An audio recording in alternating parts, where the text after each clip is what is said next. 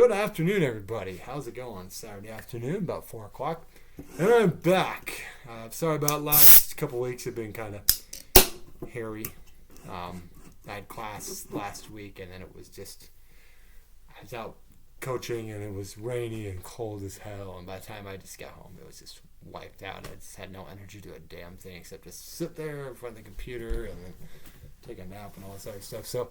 sorry about that, guys. Hope you've enjoyed the pitches for the Friday the 13th thing. But right now, we'll get to that in a minute. But we're going to talk about Scream 6. Woo!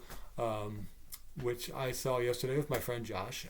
I thought about doing like an after movie thing, but then, he had to go home and eat and all that. And I had to go home and eat. I hadn't eaten all day. I was having some stomach stuff that was digestive stuff that was bothering me, so I hadn't eaten all day.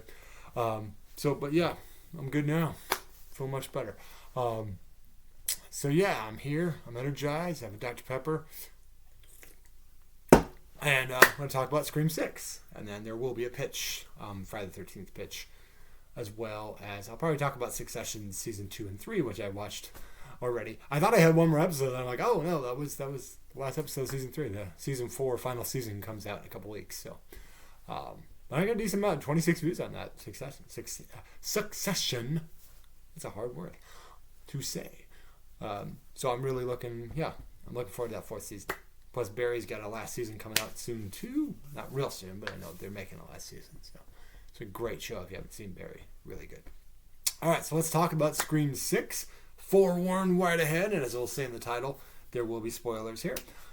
So if you haven't seen it yet, and it just came out, so you might not have, spoilers, click away until you've seen the film, then so like I said, I went with my friend Josh. We went to downtown to Seattle, and and had a good time. This is it's really good. I liked Scream 5 okay. It was more of a nostalgia trip. I feel like they kind of moved the story forward pretty well in this one, and kind of made it their own thing. There's flaws here and there, but nothing to ruin the movie experience. Nothing where I'm like, oh god, that was so awful. It was like, no, it was fine. So anyway, let's start with kind of the beginning. The opening scene has Samara Weaving in it, and it's interesting because she's related to Hugo Weaving, and there's like things in her face, like with her eyes especially, that you can like. It's like, hey, it's like Agent Smith's eyes, but she's female. And much better looking. No offense to Hugo. He's a nice looking guy. But my wife really likes him. But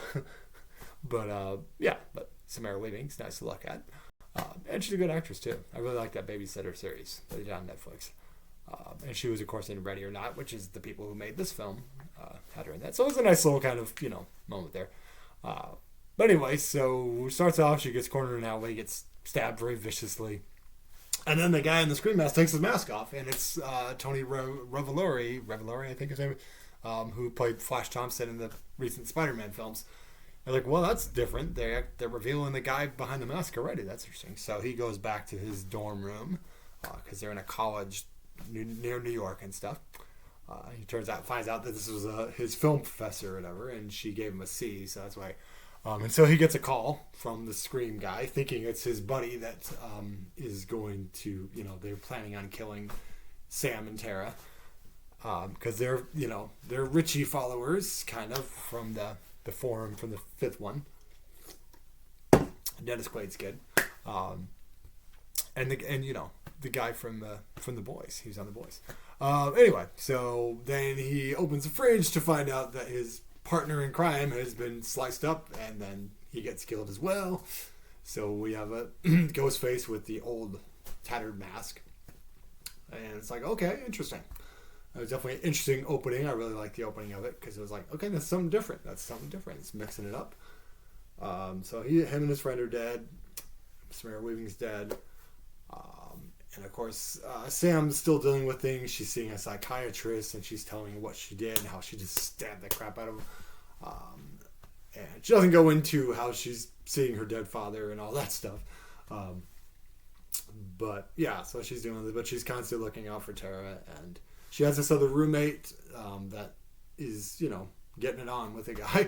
And I immediately recognized her because she was the main girl in that Light as a Feather series that was on Hulu.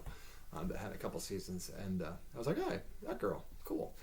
And Dermot Mulroney's in it as well. If you ever know who Dermot Mulroney is, he was in Young Guns. He played Dirty Steve. He's always Dirty Steve to me. He's been in lots of stuff. My Best Friend's Wedding, things like that. Yeah. But he plays a cop in this. And we also get to see Kirby back. She's an FBI agent now.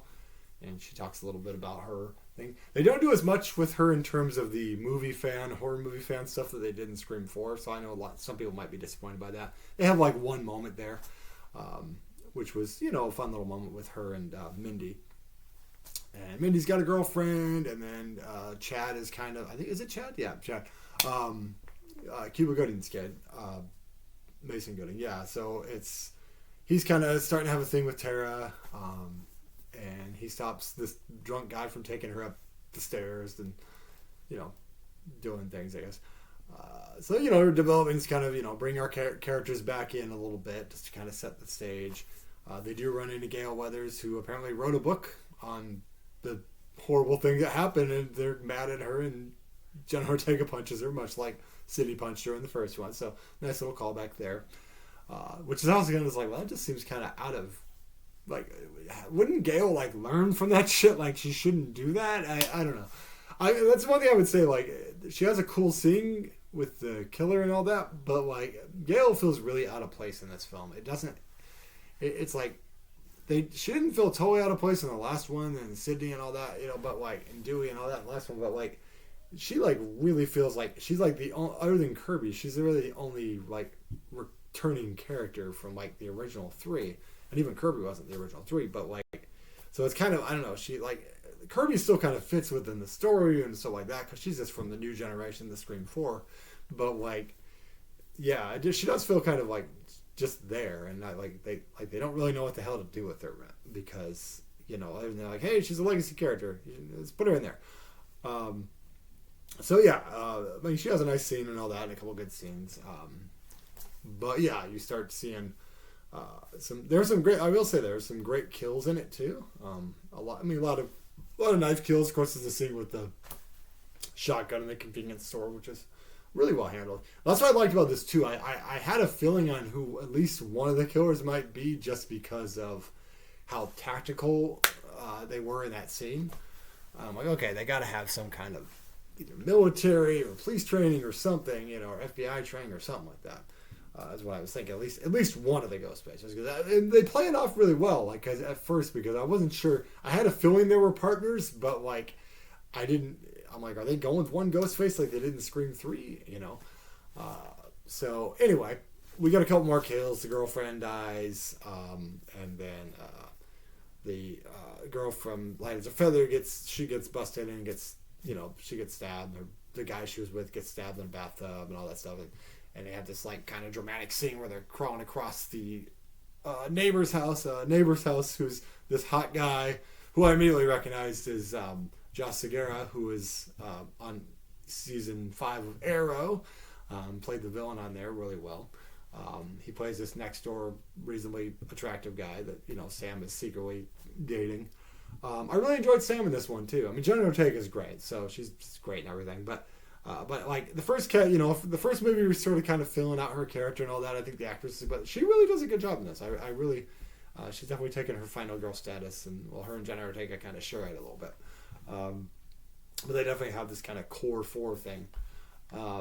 And then they go through, after a couple of the kills, before the kills happen, they have kind of their little scream moment of like, all right, we have to negate this thing. Now we're in a franchise, and this is what, and Mindy goes over the rules like Randy would. And some people have said that was kind of forced. I thought it was, well, it's a Scream movie. It's going to fit in there.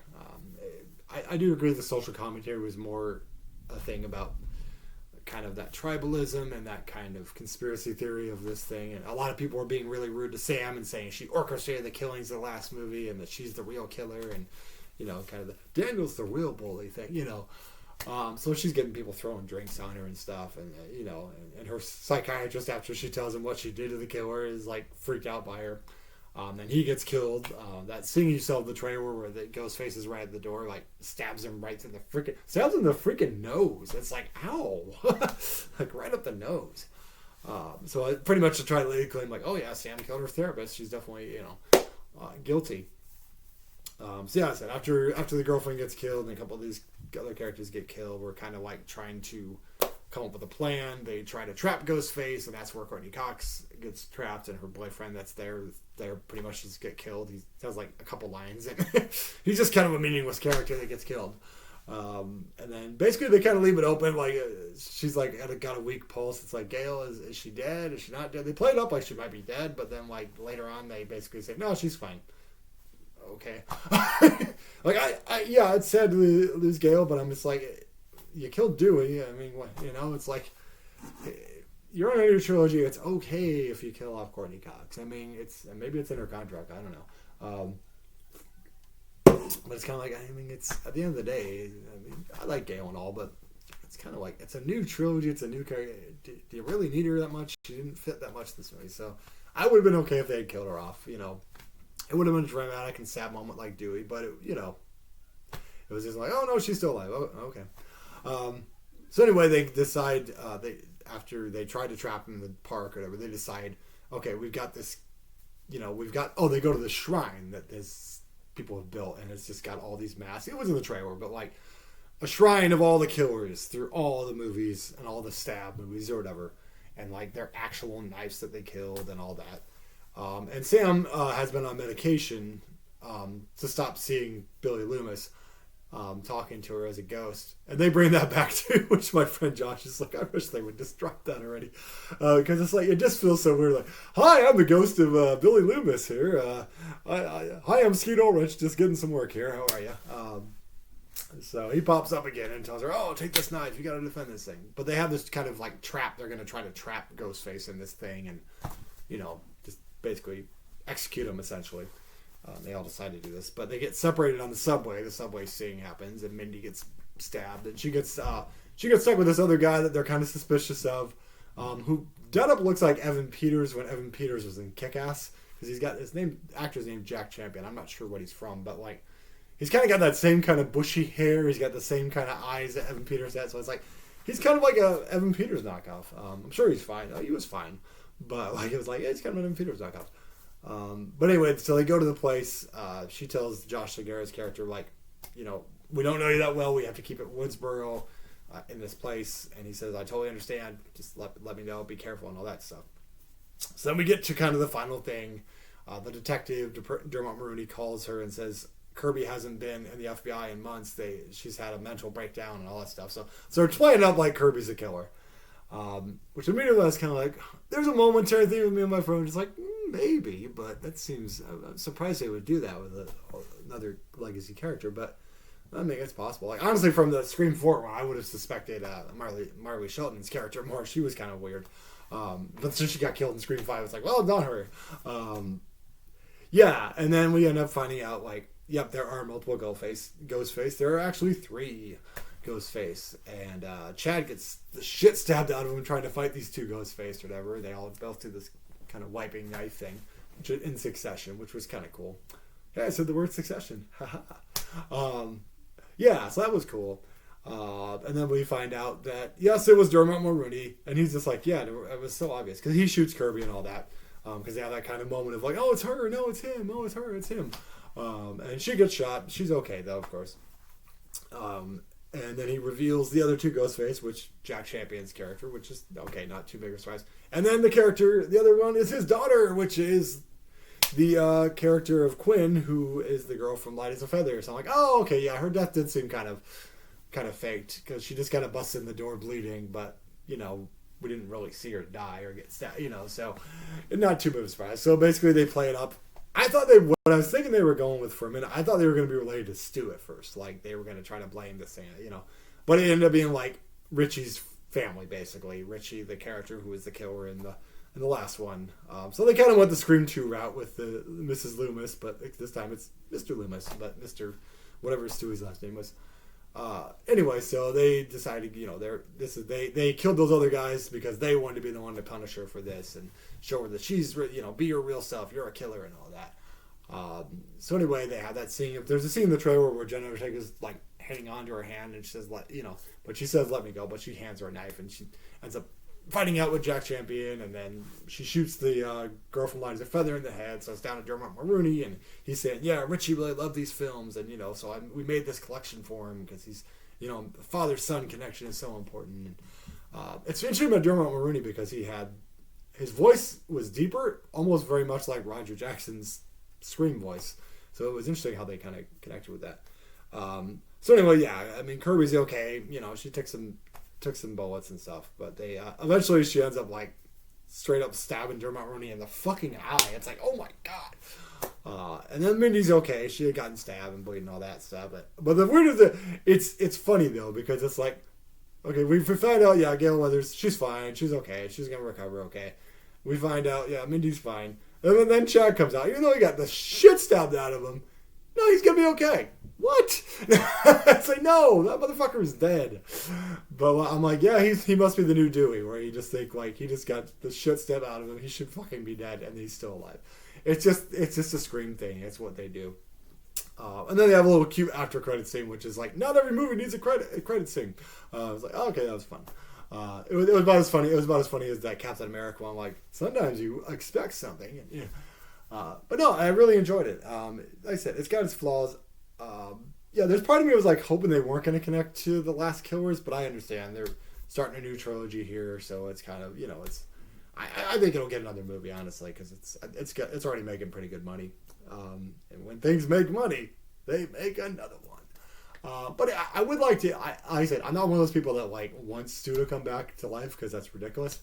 But I still feel like there's some he feels like they connected Billy Loomis, and he had his mom trying to avenge him, and then you had the guy who was the half brother in the screen, and then of course so there's always been some kind of connection, either to Sidney or to Billy Loomis or something like that. But Stu always seems like he gets forgotten about. So I'd like to be able to see like somebody who's like connected to Stu somehow come back. Maybe if Sidney comes back or something, maybe there's going to be a connection there, kind of a final wrap up would be interesting. But I understand them going with having them be the family. It was interesting having 3 killers too. I was like, okay, it's the first time they've done 3 killers. They've done 1 killer, they've done 2, but I also like that the 3 of them did not turn on each other. Like that's what's been another thing that's been a trope, where one of the ones ends up killing the other one just to like, this is all, your plan's stupid. This is about my plan. But no, it's a really enjoyable film. I think the chemistry is decent between the characters. I liked Mindy a lot better than this. I found her a little bit annoying in the first one. Like, it just felt like she was trying too hard to be Randy. And this one, I didn't feel like she was quite as over-the-top bad about it. And I didn't feel like she was as annoying. Chad's pretty decent, too. He's likable. And Jenna, like I said, Jenna Ortega is great. She's just... I've heard rumors they're talking about putting her in Beetlejuice 2 and have her be Lydia's daughter. I'm like, okay. She's just taking all those goth girl roles. But that could be fun. As long as Michael Keaton's involved, I would definitely see a Beetlejuice 2. I'm not saying it's going to be great. It could be totally freaking horrible. But still, Michael Keaton, Beetlejuice, I'm there. So yeah, definitely check it out, guys. If you like the Scream movies, if you like the last one, or are thinking, maybe they'll do something different with this one, great. Yeah, I would highly recommend it. Get out to the theater and see it while it's out there. And yeah, that's my review of Scream 6. Like I said, I really enjoyed it. Like I said, I liked Scream 5, but I had some issues with it. But this one, I definitely feel like they kind of corrected a lot of the issues I had with Scream 5. So as a viewer, I was pretty pleasantly satisfied with the kills and with the killers and stuff like that. So check it out, guys. And I'll be back with a pitch.